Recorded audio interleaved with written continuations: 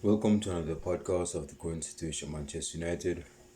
Manchester United, by the skin of their knuckles, grabbed a late goal winner against Omonia. I think I said it right. Omonia or Omonia. Yeah, that club, that anonymous unknown club we played against in the Europa League group stage match today.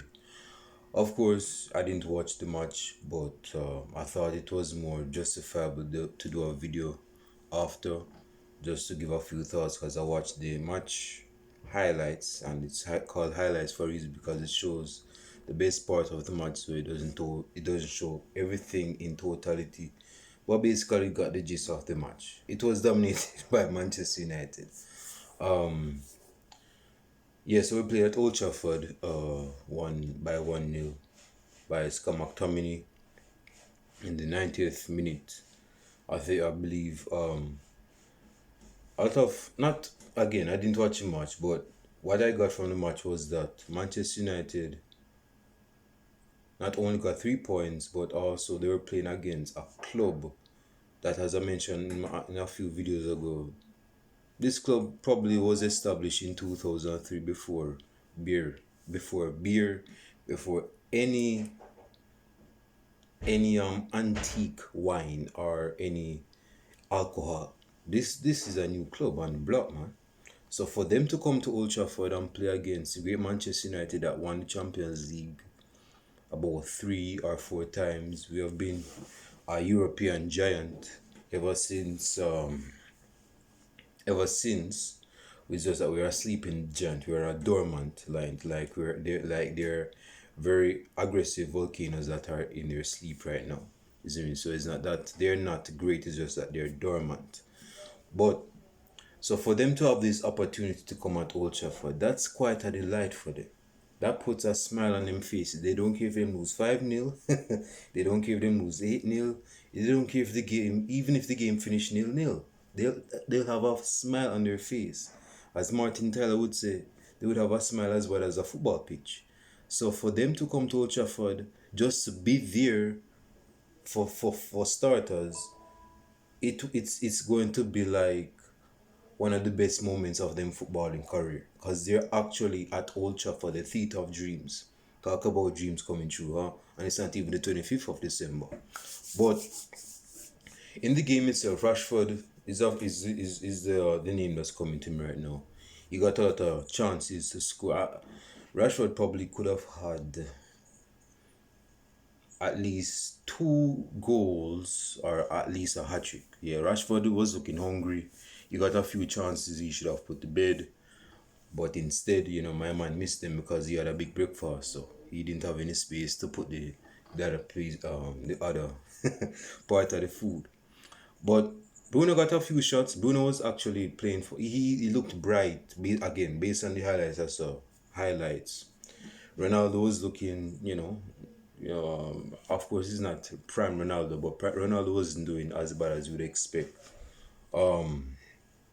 Was again, I didn't watch him out, so don't expect a lengthy breakdown of the game. But Manchester United got 3 points against Omnia through one goal from Scott McTominay that came in the 90th, yeah, in the 90th minute. I was just reading a few things. Not I didn't really go deep into it, but it seemed as though if Manchester United didn't get any goals against Omonia at Old Trafford, it would be it would be an embarrassment in the face of Manchester United, because Omonia is like you're a rhinoceros and you're going to fight this mosquito that's flying by since 2003, or whenever this club was established, by whether it's in the late 90s, in the early 2000s, like it's a 90s baby or a 2000s baby. It's the millennial generation, I should say.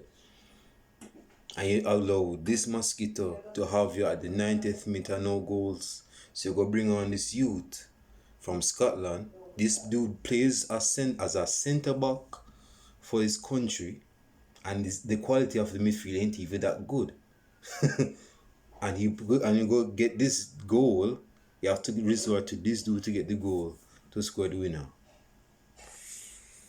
Doesn't say a lot, does it? But all things considered, like I said, bro, if they lost 5-0, 6-0, they they're just happy to be there, and a lot of persons want to, criticize Manchester United for not being the Manchester United of old, but we still have our old reputation still lingering by.